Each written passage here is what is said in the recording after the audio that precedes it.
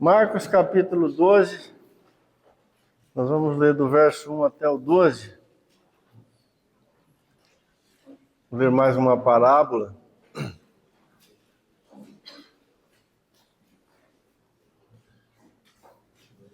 Diz assim: depois entrou Jesus a falar-lhes por parábola. Um homem plantou uma vinha e cercou-a de uma sebe, construiu um lagar, edificou uma torre, arrendou-a a uns lavradores e ausentou-se do país. No tempo da colheita, enviou um servo aos lavradores para que recebesse deles dos frutos da vinha.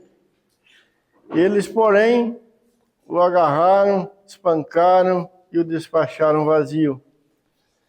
De novo, lhes enviou outro servo e eles o abordoaram na cabeça e o insultaram. E ainda outros lhe mandou e a este mataram. Muitos outros lhe enviou, dos quais espancaram uns e mataram outros. Restava-lhe ainda um, seu filho amado.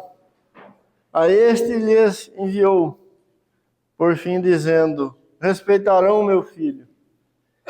Mas os tais lavradores disseram entre si: este é o herdeiro.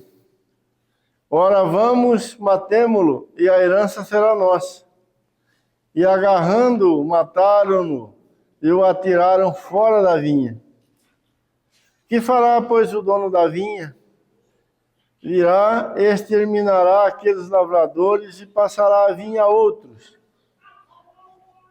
Ainda não leste esta escritura?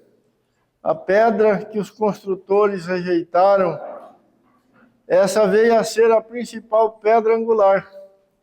Isto procede do Senhor, e é maravilhoso aos nossos olhos. E procuravam prendê-lo, mas temia o povo, porque compreenderam que contra eles proferia esta parábola. Então, desistindo, retiraram-se. Vamos ler também Mateus capítulo 17.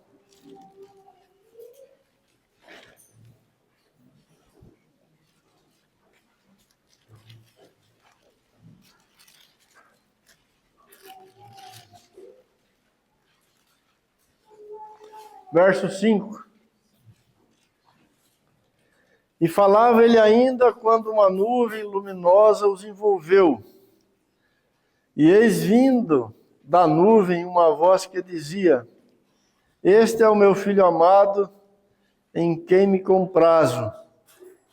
A ele ouvi. Amém. Nosso Pai, mais uma vez, oramos a Ti, em nome do Senhor Jesus, para suplicar a Tua ajuda na meditação, no compartilhar da Tua palavra, Senhor, nesta manhã. Ajude os nossos corações, Senhor. Fale conosco, nos ensine e nos abençoe, no nome bendito do Senhor Jesus. Amém, Senhor.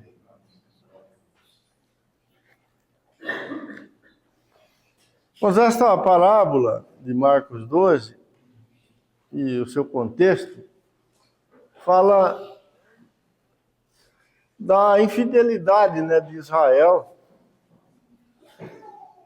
e daquela condição, de Israel de não servir o Senhor, de não amar o Senhor, de não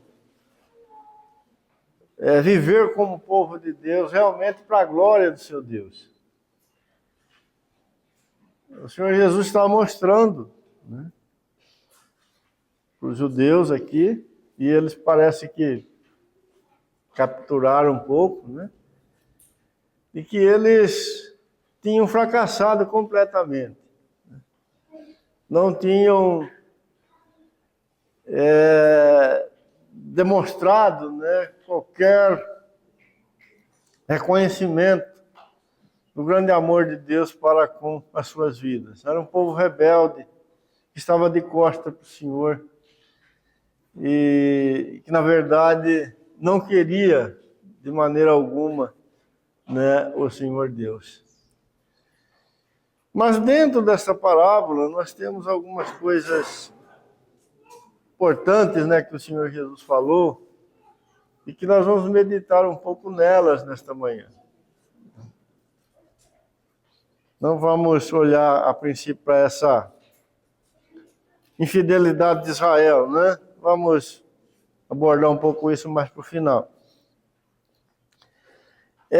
O Senhor fala que depois de o dono da vinha, né, ter mandado vários servos buscar o fruto, né, daquele arrendamento, ele então resolve mandar o seu filho. E o texto aqui, verso 6, né, diz que era o filho amado desse dono da vinha. Não era... O texto não fala que ele era só o filho do dono da vinha, né, mas era o filho amado do dono da vinha, né? Lógico que o Senhor Jesus aqui está falando dele, né? E está falando do povo de Israel, né? Depois de Deus ter abençoado Israel como abençoou, né, por causa de suas promessas feitas a Abraão, ele deu aquela terra, deu aquele lugar, trouxe aquele povo lá do Egito e cercou eles com toda a sorte de bênção, né, de coisas boas. Ao invés do povo viver para a glória de Deus, né, o povo foi servir ídolos, né? E não frutificou para Deus. E quando Deus, então, manda os seus servos, né, os seus profetas, os seus mensageiros, para buscar o fruto, né? O que esses servos encontraram? Né? Não os frutos, mas o ódio, né? A violência, né? O desprezo e tantas coisas ruins, maus, né, que nós vemos aqui. Uns foram espancados, outros foram abordoados na cabeça, né? Outros foram expulsos, mortos, né? E Israel tinha um currículo, né, em relação aos profetas terrível, né? Eles mataram todos eles, né? Nunca receberam a palavra de Deus, ou seja, nunca tinham nada, né, para corresponder com o Senhor Deus, né? E o Senhor Jesus disse que agora, por último, né, como demonstração da completa bondade do dono da vinha, ele resolve mandar o seu filho, né, para buscar esses frutos. E o texto fala que eles também mataram o filho do dono da vinha, né? Expulsaram ele, mataram ele, jogaram para fora da vinha, né?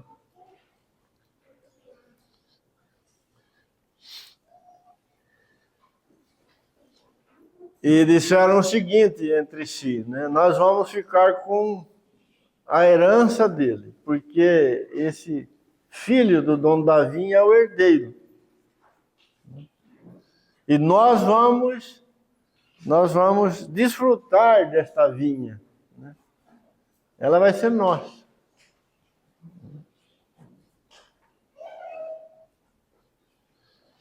Então o Senhor Jesus vai dizer que o que fará o dono da vinha, né?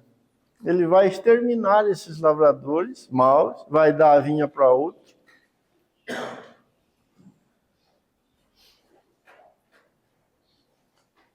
E vai se cumprir a palavra, né, do Velho Testamento que estava escrito: a pedra que os construtores rejeitaram, essa veio a ser a pedra principal, a angular. E isto procede do Senhor e é maravilhoso aos nossos olhos.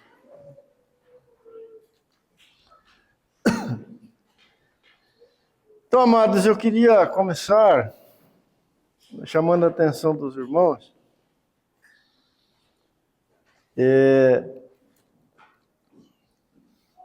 para o verso 6, quando o Senhor Jesus disse que o filho do dono da vinha é o filho amado. E nós sabemos que esse filho do dono da vinha aqui é o Senhor Jesus.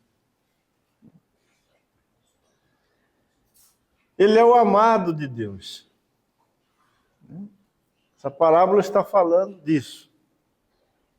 De Israel e do Senhor Deus. De Israel e dos profetas. E de Israel e agora a vinda do Filho de Deus. E o Filho de Deus é o amado do Pai. E o texto de Mateus que nós lemos, para colocar aqui junto com Marcos 12:6, diz que ele não só é o amado do Pai, né? Mas ele é aquele em quem o Pai tem todo o seu prazer. E aqui, em Marcos 12 também, né, o texto também diz que este filho, que é o amado de seu pai, em quem o pai tem todo o seu prazer, é o herdeiro, o legítimo dono de todas as coisas. É aquele, né, para quem todas as coisas foram criadas, para quem todas as coisas existem.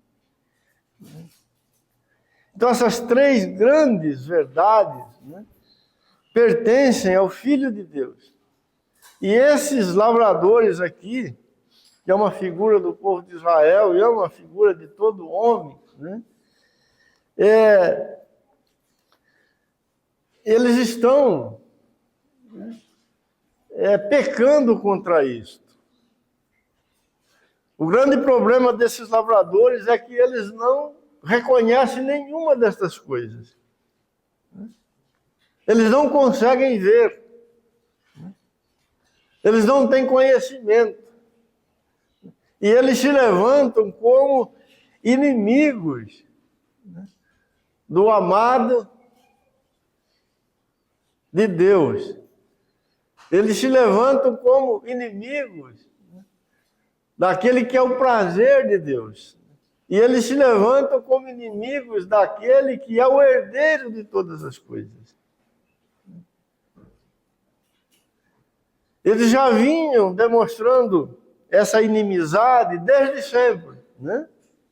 Quando os servos do dono da vinha foram enviados, né? Já havia essa característica no coração desses homens, né, que eles eram adversários, né?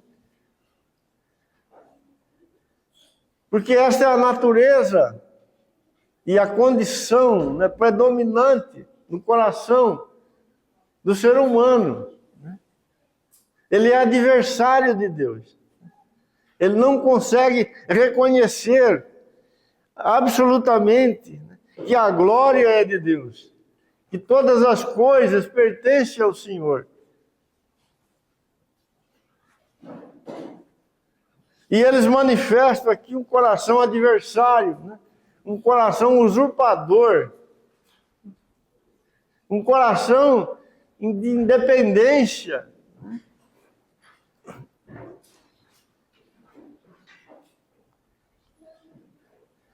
Mas o Filho amado veio.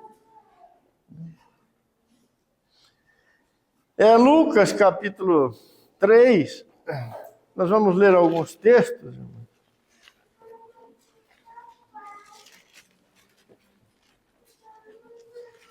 Lucas capítulo 3, versículo 22.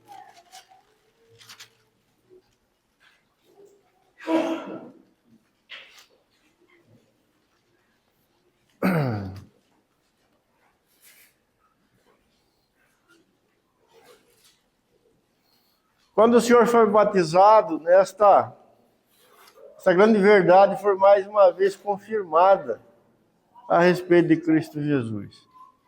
Vamos ler o verso 21 também. E aconteceu que, ao ser todo o povo batizado, também foi Jesus, e estando ele a orar, o céu se abriu, e o Espírito Santo desceu sobre ele em forma corpórea, como pomba, e ouviu-se uma voz do céu: Tu és meu filho amado, em ti me comprazo. No Evangelho de João, capítulo 10,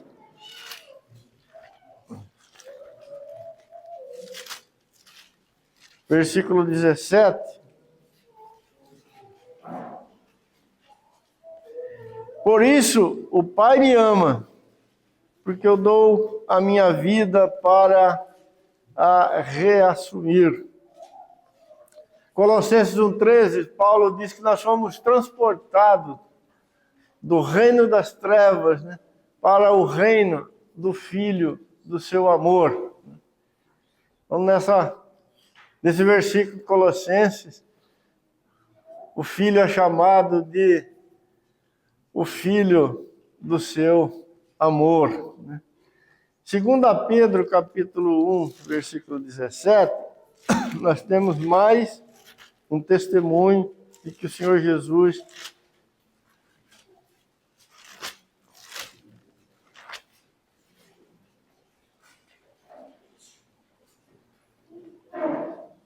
Pedro está relatando aquele dia em que eles subiram o Monte Santo, e o Senhor Jesus foi transfigurado diante deles. E ali também foi dito que o Filho é o Filho amado. 2 Pedro, capítulo 1, verso 17. Pois ele recebeu da parte de Deus Pai honra e glória, quando pela glória excelsa lhe foi enviado a seguinte voz: Este é o meu Filho amado, em quem me comprazo.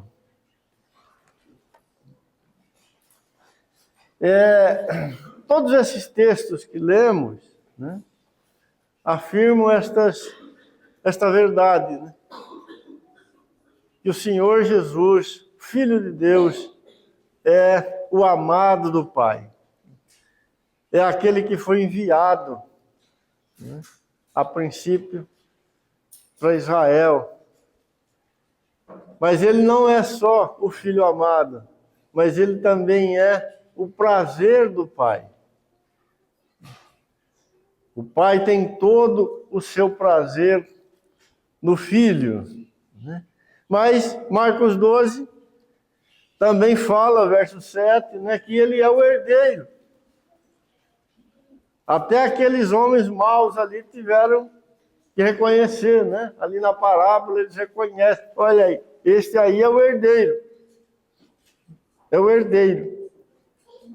E Hebreus capítulo 1, verso 2, fala que Jesus foi constituído herdeiro de todas as coisas. Vamos ler esse versículo. Hebreus 1, verso 2.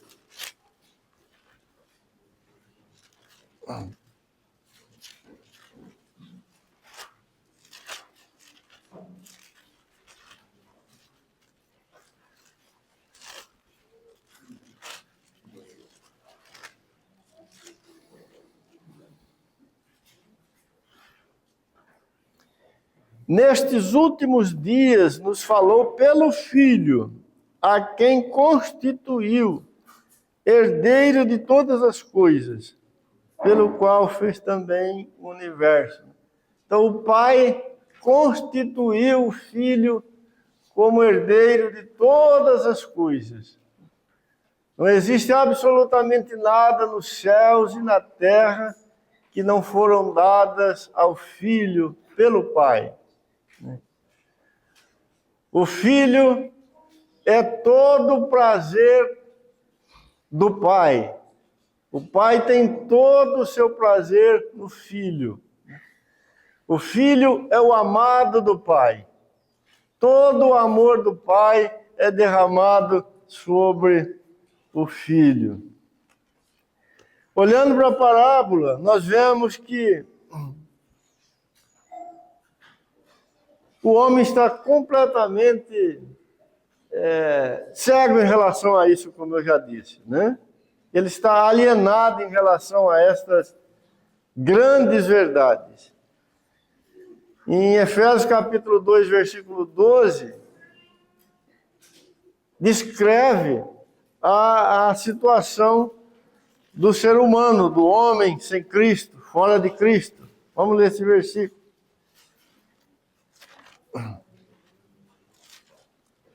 Efésios 2:12.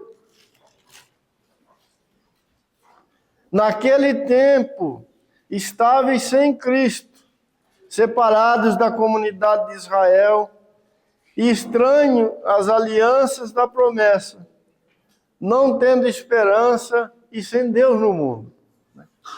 Então, o homem separado de Cristo, o homem caído, o homem pecador, os homens ilustrados por Jesus aqui na parábola, eles estão fora disso. Eles não percebem, eles não têm conhecimento de que essas três grandes verdades são os três grandes pilares, as três grandes colunas que sustentam os céus e a terra. Ou seja, que o Pai ama o Filho, que o Pai tem o seu prazer no Filho e que o Filho é o herdeiro de todas as coisas. O homem sem Deus, em seus pecados, ele está cego. E ele está nesse mundo completamente desorientado. Ele está sem esperança. Ele é um solitário, ele é um errante. Paulo, em Romanos capítulo 3, ele fala que todos se extraviaram. Cada um seguiu o seu próprio caminho. O homem no seu pecado, ele anda num caminho próprio, num caminho separado, num caminho que ele mesmo estabeleceu. Ele não tem participação no grande e eterno propósito de Deus. Ele é estranho a isso. Veja que esses homens estão aqui nessa parábola completamente fora disso. Do amor que o dono da vinha tem por seu filho, do prazer que o dono da vinha tem por seu filho, e que a vinha pertence ao seu filho. Eles estão maquinando outras coisas, eles estão num outro mundo, numa outra realidade. Estão escrevendo, digamos assim, a sua própria história e achando que vão chegar em algum lugar, que eles vão dar resposta para todas as suas perguntas.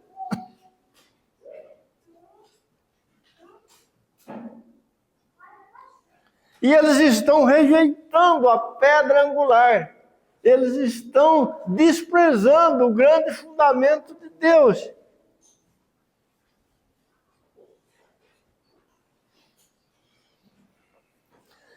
Vamos olhar um pouquinho mais de perto essa questão.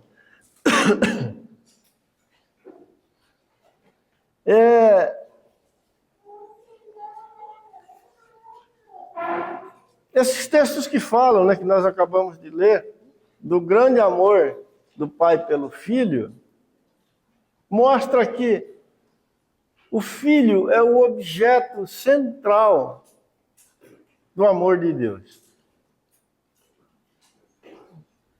O amor do Pai, ele é derramado sobre o Filho.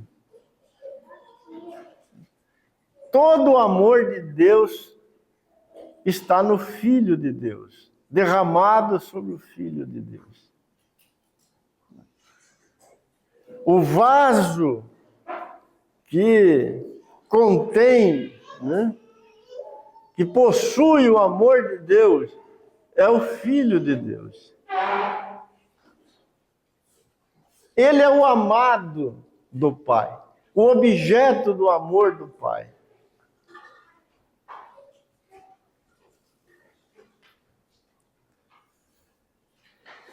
As infinitamente santas afeições do Pai jorram na direção do Filho.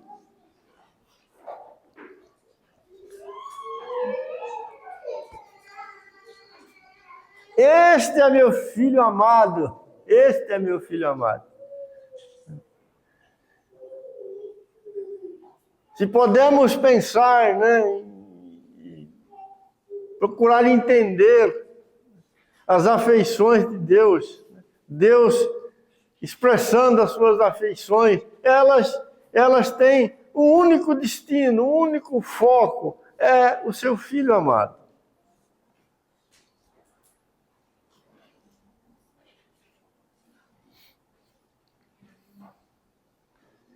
Há uma comunhão de satisfação entre o pai e o filho, o entrelaçamento entre o pai e o filho, como fruto desse amor. No Evangelho de João, capítulo 14,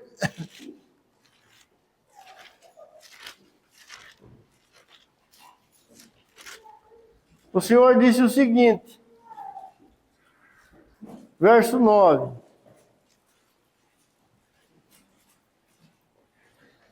Disse-lhe Jesus: Felipe, há tanto tempo estou convosco e não me tens conhecido. Quem me vê, vê o Pai. Como dizes tu, mostra-nos o Pai? Não crês que eu estou no Pai e que o Pai está em mim? As palavras que vos digo, não as digo por mim mesmo, mas o Pai que permanece em mim faz as suas obras. Crede-me que estou no Pai e que o Pai está em mim. Crede ao menos por causa das mesmas obras. Então o Senhor Jesus mostra, nessa fala dele, nós temos aqui nessa escritura, que há uma comunhão perfeita, uma comunhão plena de satisfação entre o Pai e o Filho. Que Jesus pode dizer: quem me vê, vê o Pai. Felipe pediu para ver o Pai, né? Disse: mostra-nos o Pai, que isso basta. Mas o Senhor respondeu: quem me vê, vê o Pai, Felipe.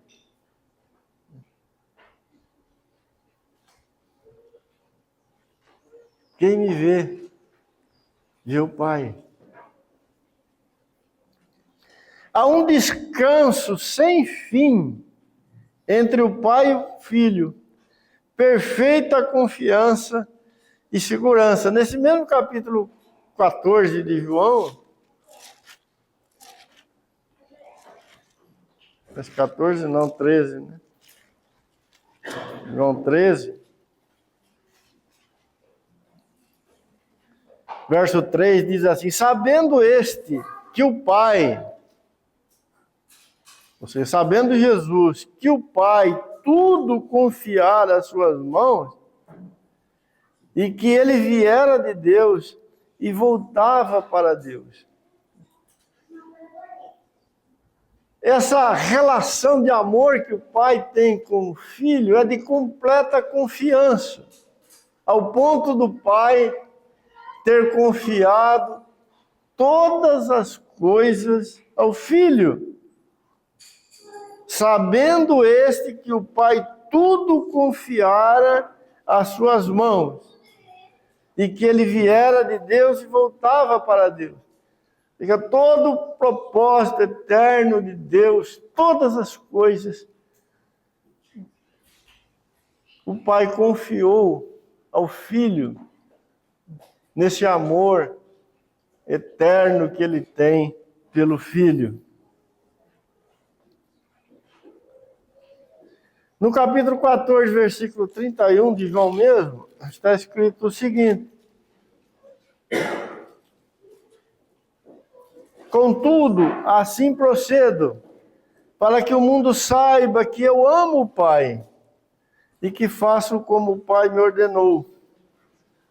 Levantai-vos e vamos daqui. O amor do Pai pelo Filho era correspondido. era aceito pelo filho. Há satisfação no filho em ser amado pelo pai. Vocês nunca vão encontrar, né, nos evangelhos o Senhor Jesus fazendo qualquer menção, né, ou manifestando qualquer desconforto por ele ser amado, o amado do Pai.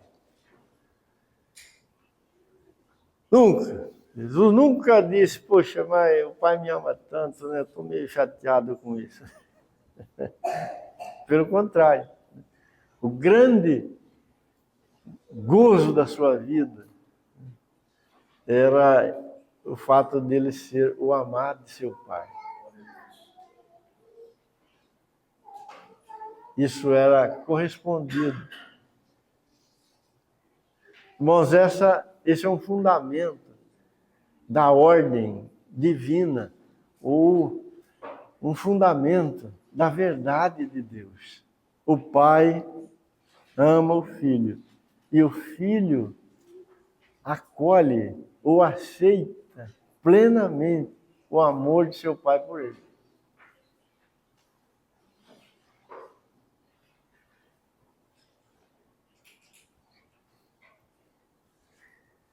Mas como já dissemos, o Pai também tem todo o seu prazer no Filho. O Pai é infinitamente satisfeito no Filho, não tem falta alguma. Há um regozijo infinito em Deus Pai, no Filho. Os textos que lemos, a palavra fala que o próprio Deus dizendo, né, nele eu tenho todo meu prazer. Todo meu prazer. Irmãos, não há nada na criação que possa aumentar o prazer que o Pai tem no Filho. Esse prazer finito de Deus não pode ser aumentado por coisas que a criação pode lhe oferecer.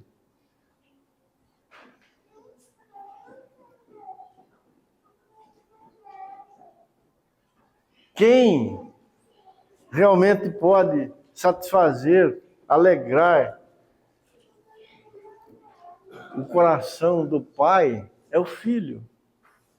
O prazer do Pai é o Filho.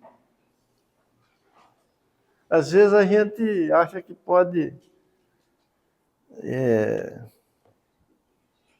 dar prazer a Deus, né, com as nossas coisinhas, né, assim? Eu vou fazer isso que Deus vai ficar contente.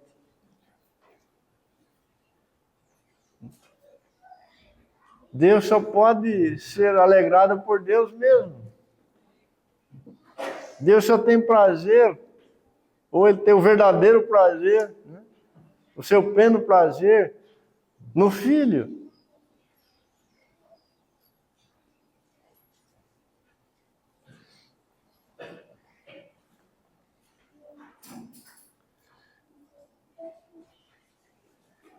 O Salmo 51, verso 16.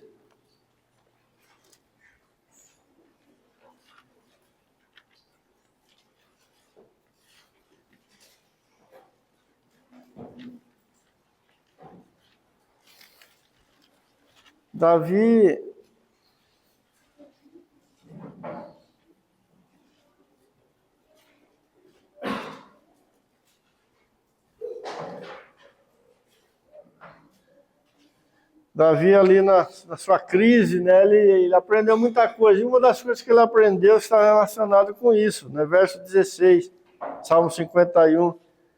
Diz, pois não te compraze sacrifícios, do contrário eu te os daria. E não te agradas de holocaustos. Sacrifícios agradáveis a Deus são o espírito quebrantado e o coração compungido e contrito. Não o desprezarás, ó Deus. Nós sabemos que estas coisas que Davi diz que Deus aqui aceita, elas são encontradas em Cristo Jesus. Cristo Jesus, e apenas Cristo Jesus, é possuidor de todas estas coisas. Davi disse, olha, se o Senhor se agradasse de sacrifício, de holocausto, eu poderia oferecer, né? Mas eu sei que Deus tem todo o seu prazer em Cristo Jesus, seu Filho amado. O prazer de Deus, ele é eterno, né? Ele é celestial. Ele transcende as coisas pequenas, né, que nós conhecemos, que nós entendemos. E ele só pode ser obtido, encontrado no Filho de Deus.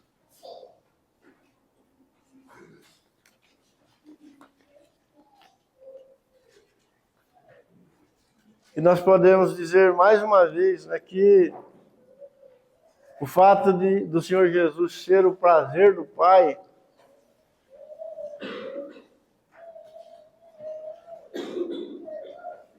também é a alegria do Filho. O Senhor Jesus nunca ficou desconfortável nessa posição, pelo contrário, esta é a sua grande alegria também. O fato dele ser o prazer do seu Pai. Esse é um outro grande fundamento, irmão, do nosso Deus. O prazer de Deus está em seu Filho.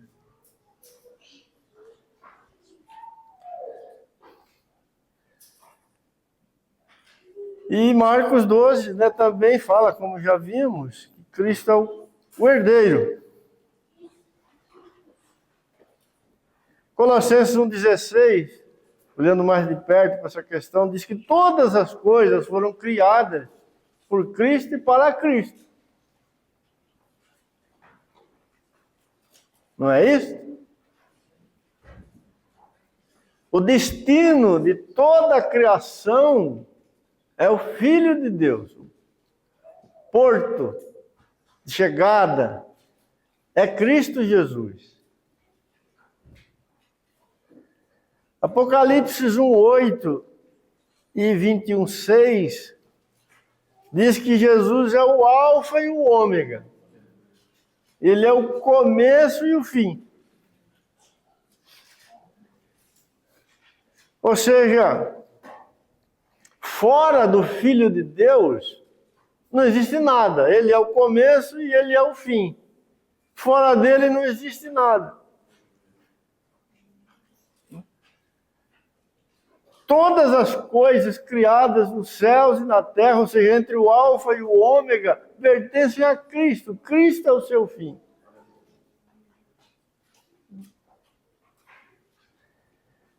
O Pai fez isto. O Pai quis isto. Cada átomo, irmãos, desse universo pertence a Cristo Jesus. Cada criatura espiritual e celestial pertence a Cristo Jesus.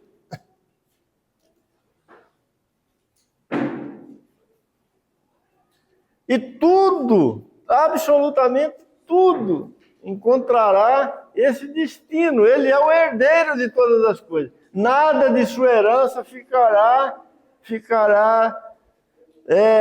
fora. Ou fora da sua posse, do seu desfrute.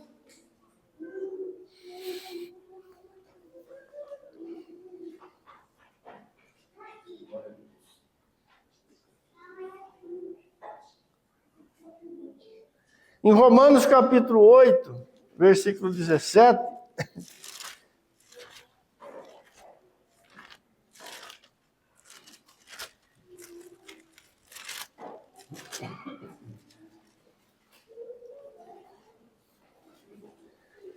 diz assim, olha, se somos filhos, somos também herdeiros, herdeiros de Deus e co-herdeiros com Cristo. Se com ele sofremos, também com ele seremos glorificados. Tudo veio à existência para a glória do Filho de Deus, o seu legítimo possuidor. Ele é o herdeiro do Pai.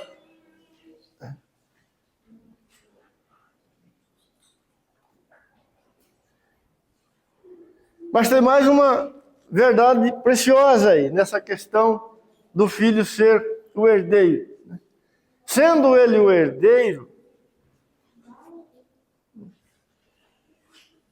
todas as coisas encontrarão com certeza o seu destino.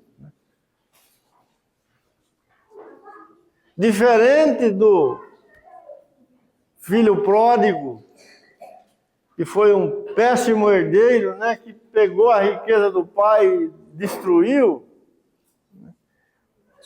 O Filho de Deus, como herdeiro de Deus, dará o destino correto para a sua herança. O pai tudo colocou em suas mãos, e o filho, como herdeiro, fará isso chegar no fim desejado por Deus, para a sua glória.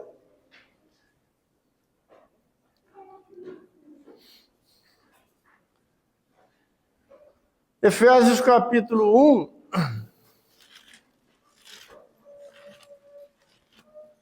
Presta atenção, irmão.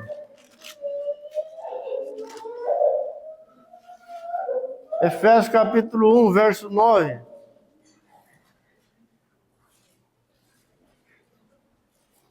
E 10. Efésios 1, 9 e 10. Desvendando-nos o mistério da sua vontade, segundo o seu beneplácito que propusera em Cristo, de fazer convergir nele, na dispensação da plenitude dos tempos, todas as coisas, tanto as dos céus como as da terra. Todas as coisas serão levadas a Cristo, porque ele é o herdeiro de todas as coisas. Aí mesmo, né? Aliás, Filipenses capítulo 2, um pouquinho para frente, versículo 11. Toda língua, deu 10 para ficar mais claro, para que o nome de Jesus se dobre todo o joelho nos céus, na terra e debaixo da terra, e toda língua confesse que Jesus Cristo é o Senhor, para a glória de Deus. Então Paulo está dizendo aqui, em Filipenses, que toda língua vai confessar que Jesus Cristo é o Senhor. Toda língua vai confessar. Porque ele é o herdeiro de todas as coisas. Tudo e todos terão que se curvar na sua presença. 1 Coríntios, capítulo 15, volta um pouquinho, hein?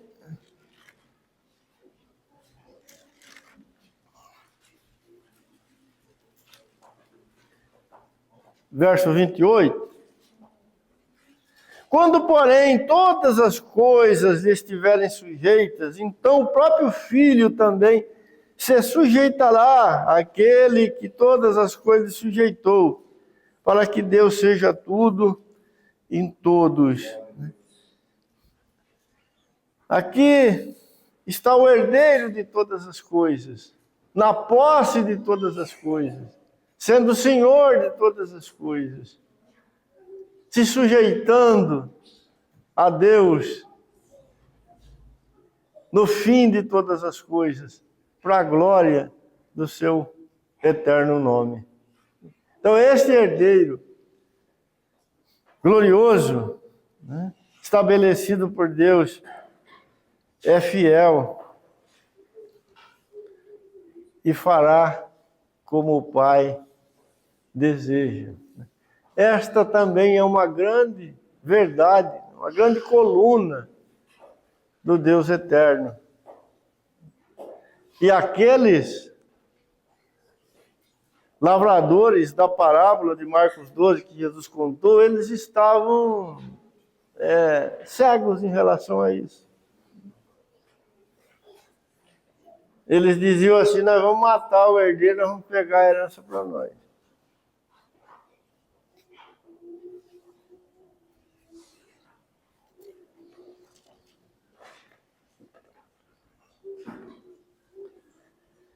Nós vamos pensar um pouco agora, para a gente ir finalizando, em aplicações práticas disso que vimos até aqui.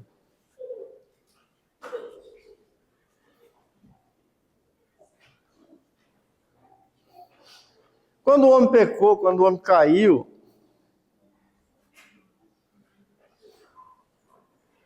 ele foi tirado da presença de Deus. E ele perdeu, como eu já disse várias vezes hoje, né, essa verdade. Ele está aqui nesse mundo e ele não vê isso. Ele não vê que o amor do Pai está derramado sobre o Filho.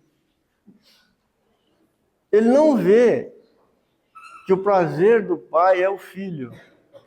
E ele não vê que o herdeiro de todas as coisas é o Filho. E essa é a tragédia do ser humano.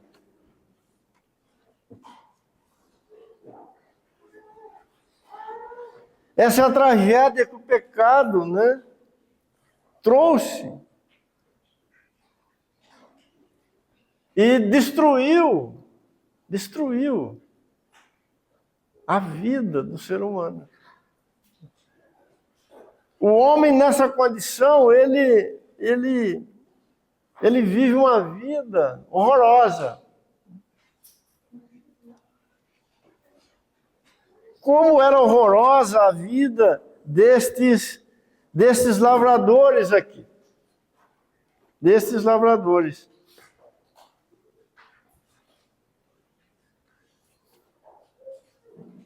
Porque eles não eram capazes, né, e não foram capazes de se relacionar bem com o herdeiro e com o amado do dono da vinha. Eles eram inimigos do dono da vinha.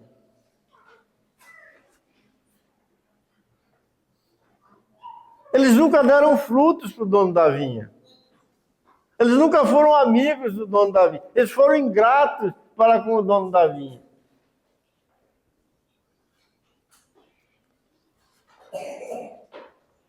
Eles estavam de costa para o dono da vinha.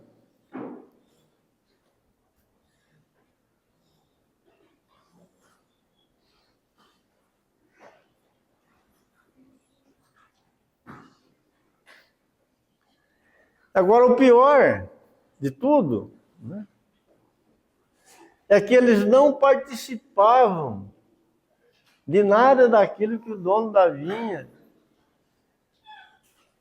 tem no seu coração.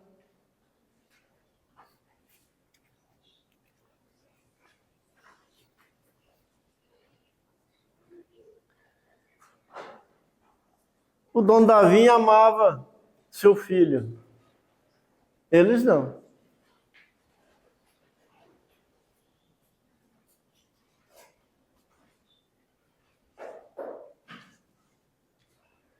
O homem no seu pecado,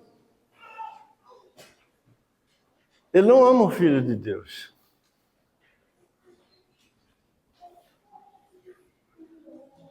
Ele não compartilha do amor que o Pai tem pelo Filho.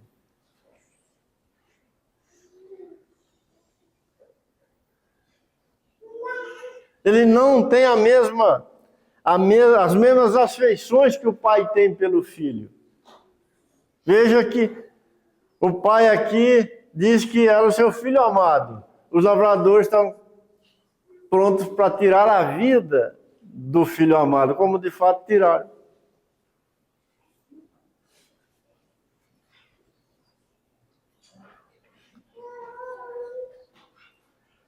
Irmãos,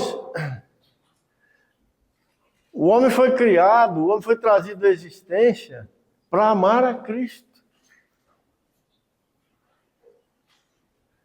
para amar no amor do Pai o Filho de Deus.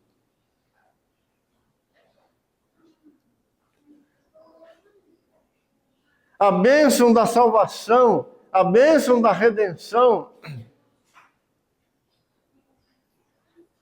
é que ganhamos um coração capaz de fazer isso agora.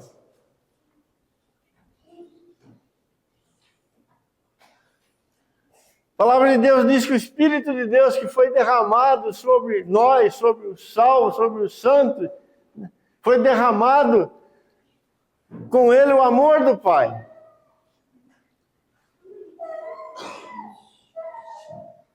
E o amor do Pai aponta para o Filho.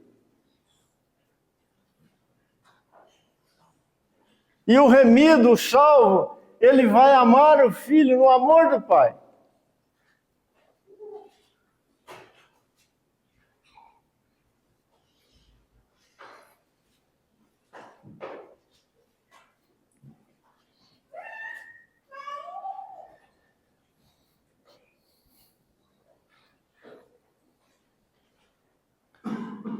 Romanos capítulo 8.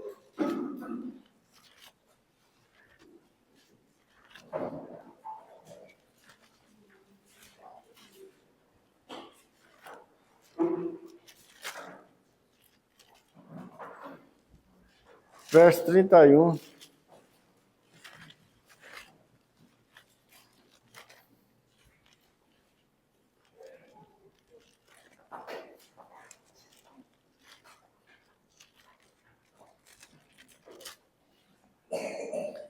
Que diremos, pois, à vista dessas coisas? Se Deus é por nós, quem será contra nós? Aquele que não poupou seu próprio filho, antes por todos nós o entregou, porventura não nos dará graciosamente com ele todas as coisas? Quem intentará acusação contra os eleitos de Deus? É Deus quem os justifica. Quem os condenará? É Cristo Jesus, quem morreu, ou antes, quem ressuscitou, o qual está à direita de Deus, também intercede por nós. Quem nos separará do amor de Cristo? Será a tribulação, ou a angústia, ou a perseguição, ou a fome, ou a nudez, ou o perigo, ou a espada? Como está escrito: por amor de ti somos entregues à morte o dia todo. Fomos considerados como ovelhas para o matadouro. Paulo está dizendo para os irmãos: olha, ganhamos um coração capaz de amar o Filho de Deus. Reconhecemos. Agora nós conseguimos ver o nosso Salvador, o nosso amado. E ganhamos um coração, né, que o ama profundamente. E ele diz que por causa desse amor, nós somos entregues à morte todo dia. E nada será capaz de nos separar deste amor que o próprio Deus colocou em nosso coração por Cristo.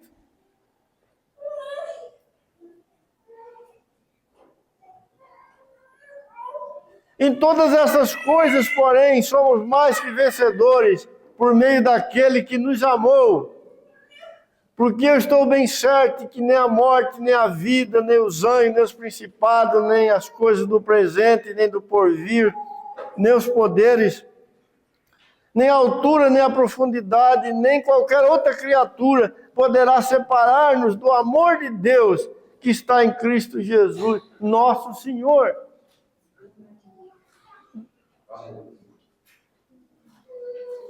O Pai ama o Filho. E Ele derramou desse amor sobre nós. Ele manifestou esse amor para nos salvar. Ele nos amou primeiro.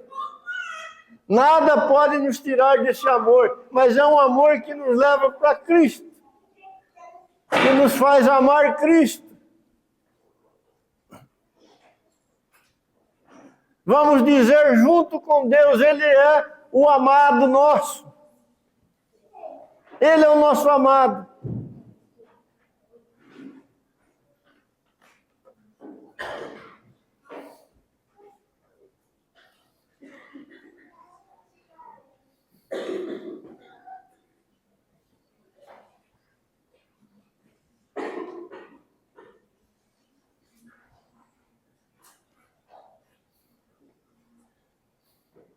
Mas isso é uma coisa grandiosa. Foi o amor de Deus que me capturou seu coração, se você é regenerado, se você é um filho de Deus. Mas esse amor que te capturou é o amor que o Pai tem pelo Filho, o Filho amado. Esse é um dos grandes fundamentos do Deus eterno. O Pai ama o Filho.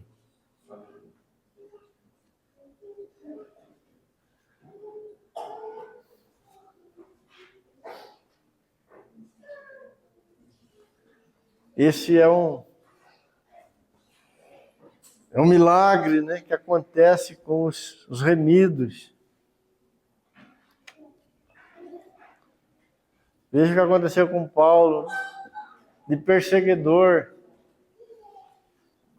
de inimigo, de adversário, foi transformado num apaixonado por Cristo, porque ele morreu, deu a sua vida por ele. De onde veio isso, irmão? Do próprio Deus. Próprio Deus. O amor que foi derramado sobre a noiva é aquele amor que faz a noiva amar o noivo.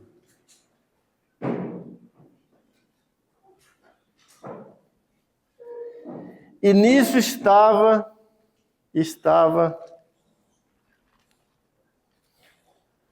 a bênção para os lavradores aqui da parábola. Mas eles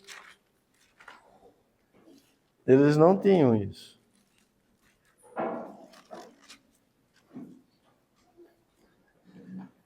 Veja que eles estavam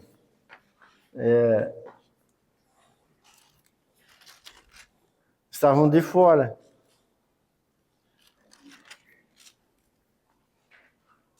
Eles estavam de fora.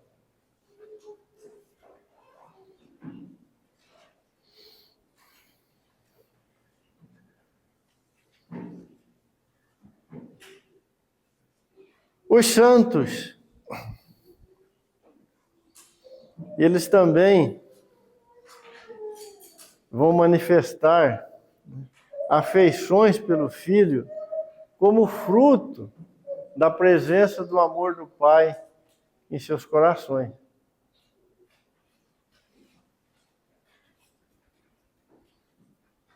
Porque aqueles lavradores da parábola, né, não foram capazes de fazer.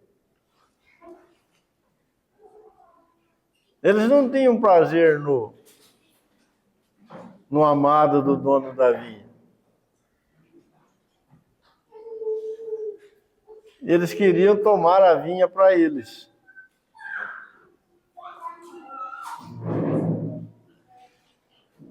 Não foi isso?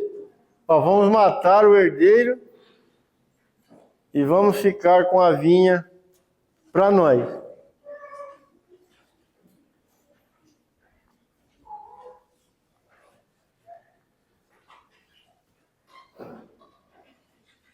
O Senhor Deus disse de Cristo Jesus: nele eu tenho todo o meu prazer.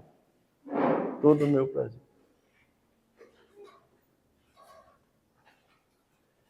Aqui estavam homens buscando de alguma maneira coisas deste mundo para dar significado para as suas vidas. Se nós ficarmos com a vinha do herdeiro, nós estaremos bem, estaremos realizados, estaremos satisfeitos. Sendo que bastava o filho do dono da vinha. Deus não diz que tem o seu prazer em Cristo e em mais alguma coisa. Nele eu tenho todo o meu prazer.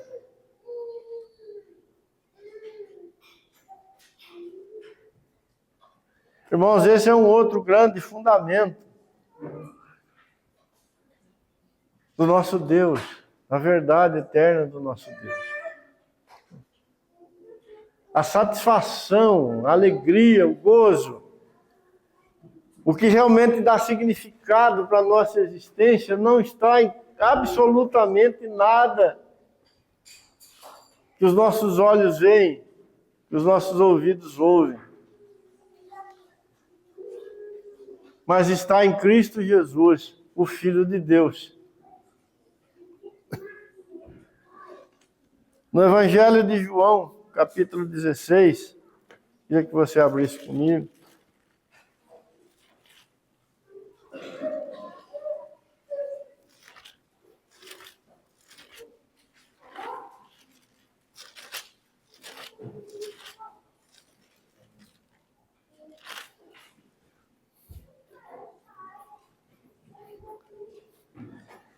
Um pouco, e não mais vivereis. Outra vez um pouco, e ver-me-eis. Então alguns dos seus discípulos disseram uns aos outros: que venha a ser isto que nos diz, um pouco, e não mais vivereis, e outra vez um pouco, e ver-me-eis, e vou para o Pai? Diziam, pois, que venha a ser esse um pouco? Não compreendemos o que quer dizer. Percebendo Jesus que desejava interrogá-lo, perguntou-lhes: indagais entre vós a respeito disto que vos disse? Um pouco e não me vereis, e outra vez um pouco e ver-me-eis? Em verdade vos digo que chorareis e vos lamentareis, e o mundo se alegrará. Vós ficareis tristes, mas a vossa tristeza se converterá em alegria. A mulher, quando está para dar à luz, tem tristeza, porque a sua hora é chegada. Mas depois de nascido o menino, já não se lembra da aflição pelo prazer que tem de ter nascido ao mundo um homem.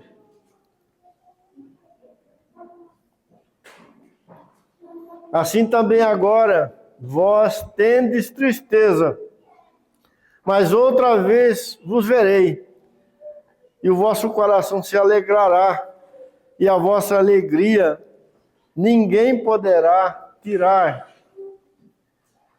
Então Jesus estava mostrando, falando para os seus apóstolos que eles iam se entristecer com a sua morte, mas depois eles iam se alegrar com a sua ressurreição.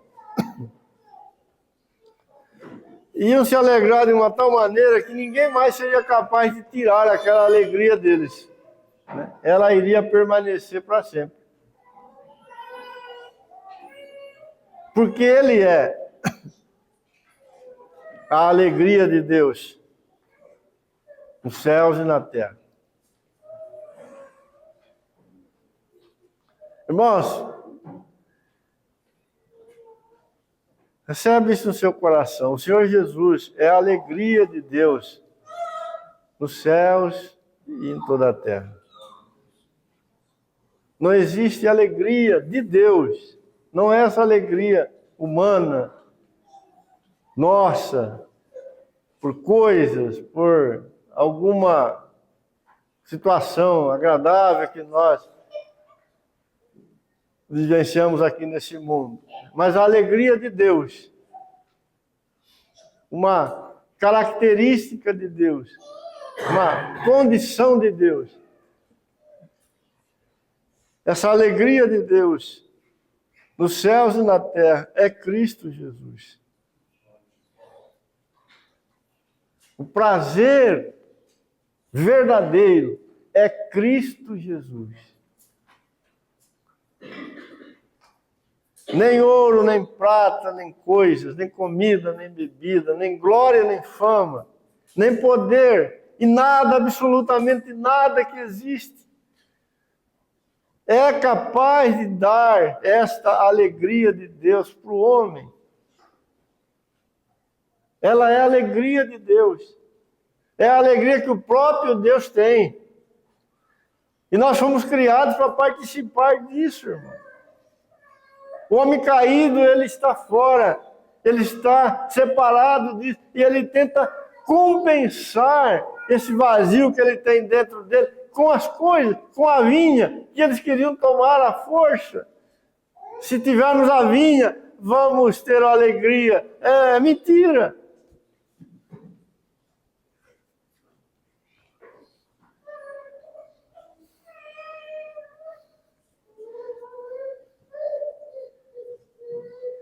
Porque no seu pecado o homem está cego, ele não vê isso, ele não sabe disso.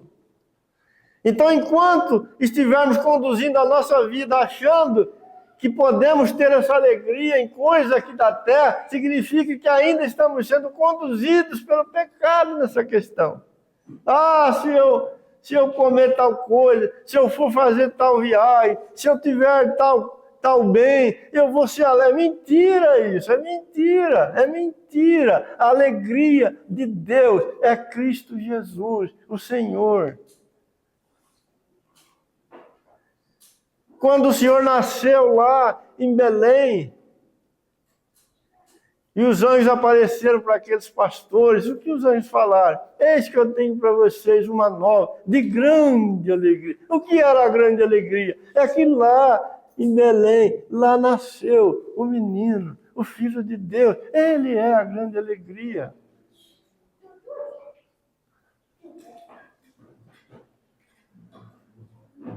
Ele é o amado de Deus, ele é o amor de Deus. Ele é o amado de Deus.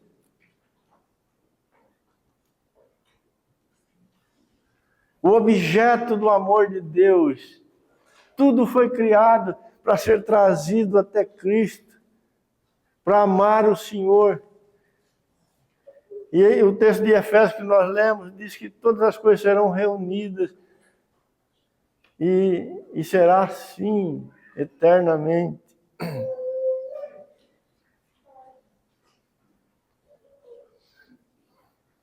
E por último,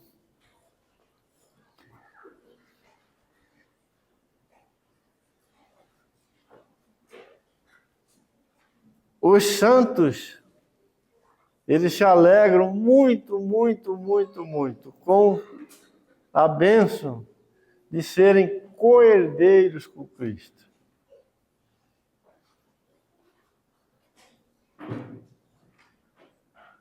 O Senhor Jesus é o herdeiro de todas as coisas.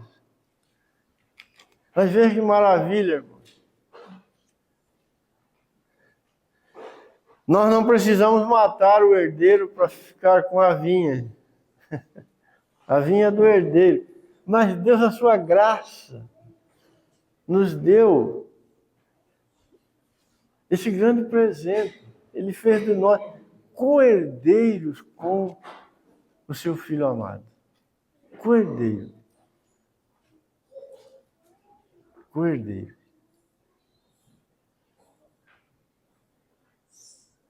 Isso liberta o nosso coração para sempre.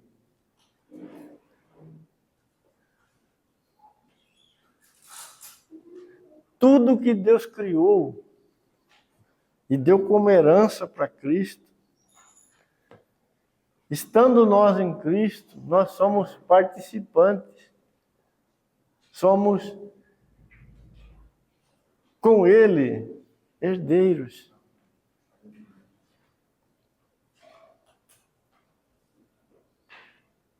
Isso deve moldar o nosso coração na relação que nós temos com as coisas criadas e com tudo mais. Veja que quando Satanás ofereceu para Jesus os reinos e as glórias, né, e as riquezas deste mundo, o Senhor não aceitou. Porque ele sabia que ele era o herdeiro.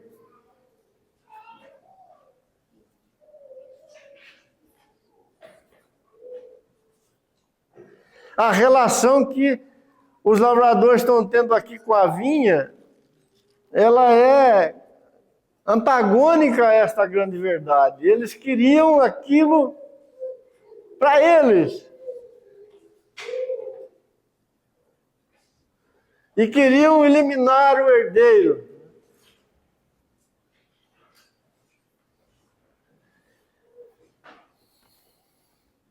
Mas já pensou que maravilhoso? Se eles amassem o herdeiro e fossem feitos pelo dono da vinha como co-herdeiros?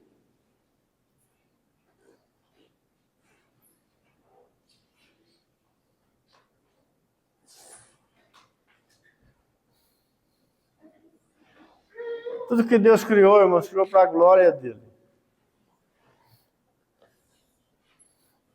Criou para Cristo Jesus. O fim das coisas só são santos e legítimos quando esse fim é Cristo Jesus e não nós mesmos. Vamos viver uma vida muito esquisita, totalmente atrapalhada, se essa verdade não encher nosso coração. Teremos um amor pelas coisas e uma relação com as coisas que desonram a Deus e que farão de nós escravos. E perderemos a alegria da verdade, né, de Deus na nossa vida.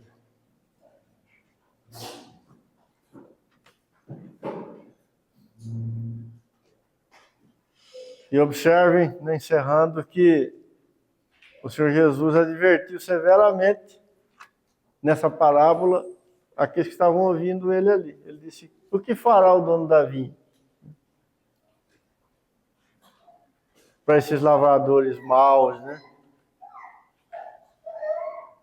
Eles seriam levados a juízo, a julgamento.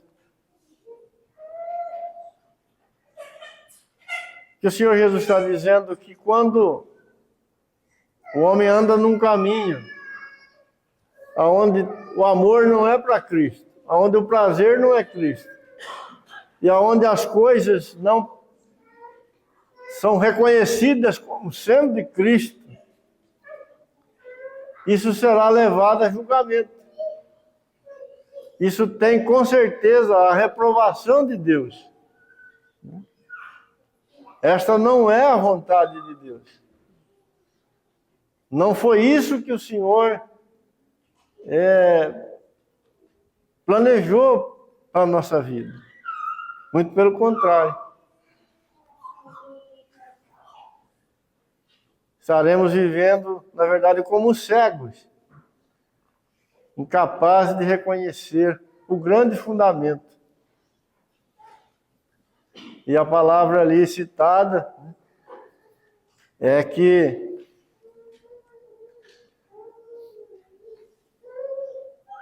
a pedra rejeitada, ela se tornou a pedra principal. Ou seja, viver assim é estar sem olhos para ver o que Deus realmente está fazendo. Que o Senhor tenha misericórdia da nossa vida, né? E nos ajude na presença dele. Nosso Pai,